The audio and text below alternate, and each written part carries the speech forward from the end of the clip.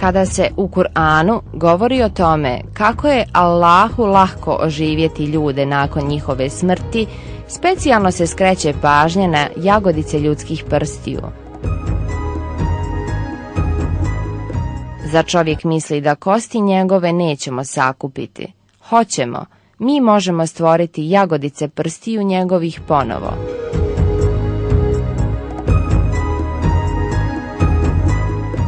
Naglašavanje jagodica ljudskih prsta krajnje je mudro jer su jagodice apsolutna individualna osobenost svake osobe. Svi ljudi koji u ovom trenutku žive na cijelom svijetu imaju različite otiske prstiju, odnosno jagodice. Ne samo u ovom trenutku, svi ljudi koji su živjeli tokom duge historije svijeta imali su apsolutno različite jagodice. Istog razloga se otisci prstiju računaju kao jedna veoma važna osobna karta, različita za svakoga i kao takva se koristi širom svijeta. Međutim, ono što ovdje valja istaći jeste činjenica da su ove osobine jagodica otkrivene tek krajem 19. stoljeća. Prije toga se na jagodice gledalo kao na linije na prstima koje nemaju nikakvu osobenost ni značenje. Međutim, u Kur'anu se skreće pažnja na jagodice, na koje u tom periodu niko nije obraćao pažnju i na njihov značaj koji je uočen tek prije nešto više od 100 godina.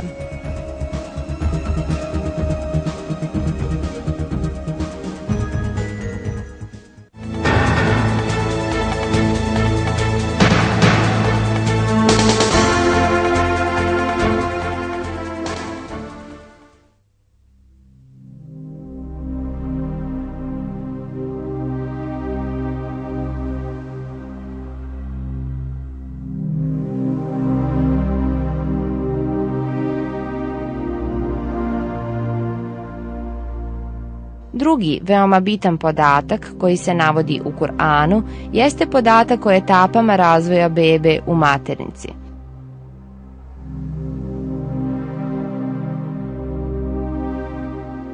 Pa onda kap sjemena ugruškom učinili, zatim od ugruška grudu mesa stvorili, pa od grude mesa kosti napravili, a onda kosti mesom zaodjenuli i poslije ga kao drugo stvorenje oživljujemo, pa neka je uzvišen Allah, najljepši stvoritelj.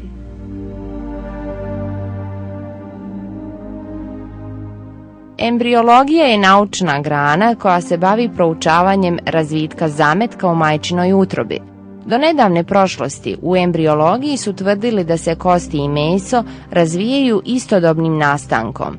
Iz tog razloga su određeni ljudi dugo vremena tvrdili da je ovaj ajet u suprotnosti s naukom.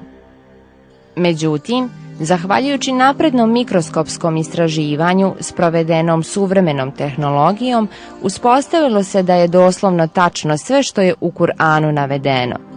Ove mikroskopske analize pokazale su da se u majčinom stomaku odvija proces na isti način kao što je to i Kur'an naveo.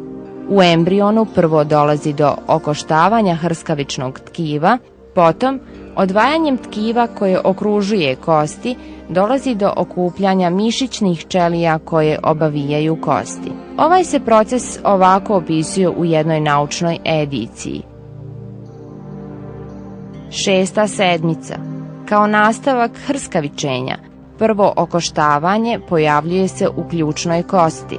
Krajem 7. sedmice počinje okoštavanje drugih kostiju, dok traje formiranje kostiju odvajanjem od tkiva koja okružuju kosti, mišićne ćelije obrazuju mišićne mase. Mišićno tkivo se na taj način oko kosti razlaže na prednje i stražnje mišićne grupe.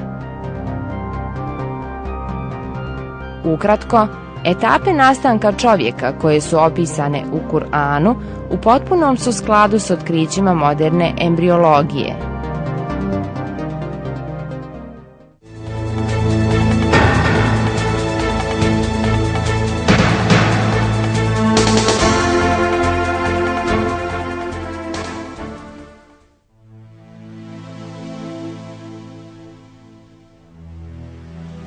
U Kur'anu se navodi da se formiranje bebe u majčinoj utrobi odvija u 3 etape.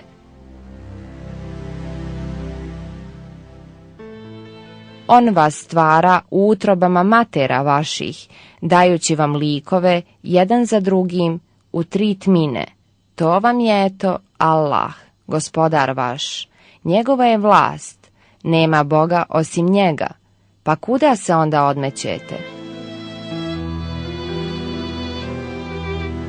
Ako se pažljivo prouči navedeni ajet, sasvim lahko se može primijetiti da se govori o međusobno različitom i odvojenom troetapnom nastanku čovjeka.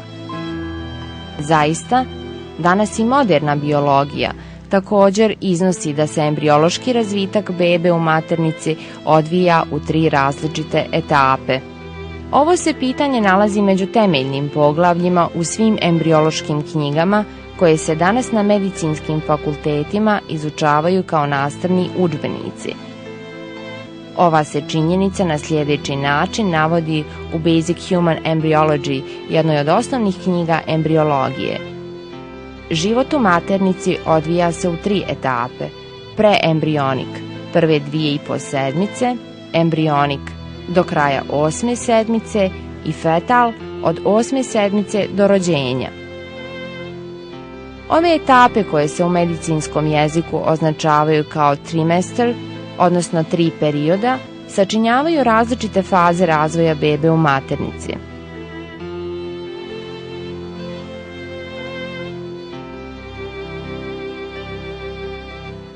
Do saznanja o razvoju bebe u maternici uspjelo se doći tek uz pomoć aparata moderne tehnologije.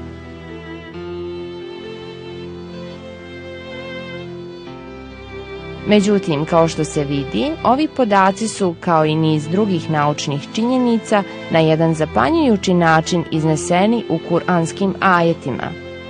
Iznošenje ovako krajnje ispravnih naučnih činjenica u Kur'anu, koji je objavljen u periodu kada čovječanstvo nije raspolagalo ni s bilo kakvim detaljnim saznanjima iz medicinske oblasti, jeste nesumnjivo dokaz da to nije djelo čovjeka, već da su to riječi koje pripadaju jedino sveznajućem, Allahu Đelešanuhu.